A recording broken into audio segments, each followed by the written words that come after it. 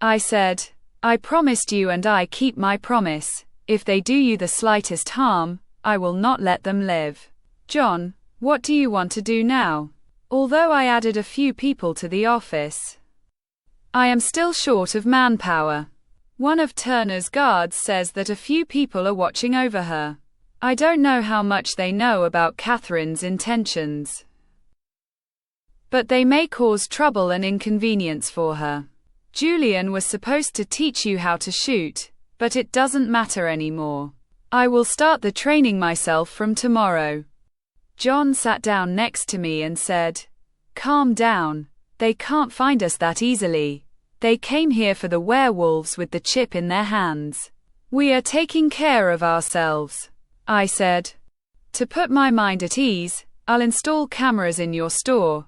If necessary, I'll break the rules. I'll tell Kayok and the wolves to come into town. Isabella and the Wolverines to create a reign of terror. Miriam, James, Jimmy, for God's sake, we're ahead now. We'll do whatever you say, just calm down. I said. I don't want to lose you. Miriam. We know. In the morning, I went to the office. I filled out the leave form and handed it to Kit. I took several types of handgun cartridges and assault rifles like mine from the office armory. I said to Kit, I'm sorry, but I can't tell you anything. Maybe I can someday, but not now. I apologize. I left the office again. Kit.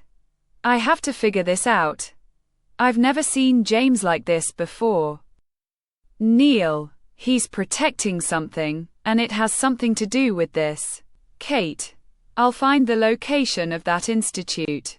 I have to tell Julian. We went to a corner of the farm with them to practice.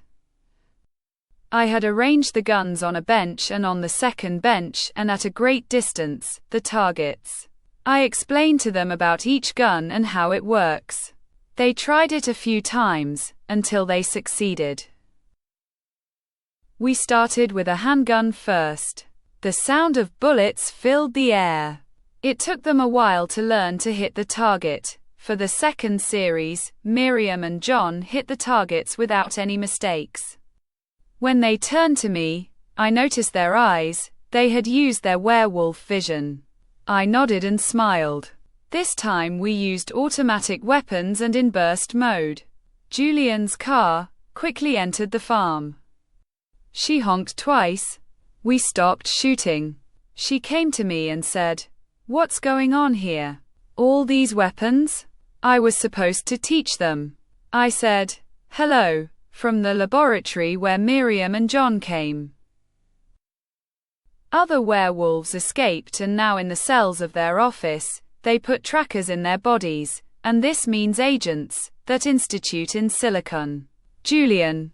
Before it's too late. Bring them to my office, I'll take those chips out of their hands. I'm with you too. Now that James is standing at your feet like this, I won't back down either. Now you two are our family. Julian put the targets back on the bench, loaded the pistol and started shooting. She hit all the targets without a miss. Miriam and John encouraged her. Julian, come closer to you. I'll put a bullet in the middle of their foreheads.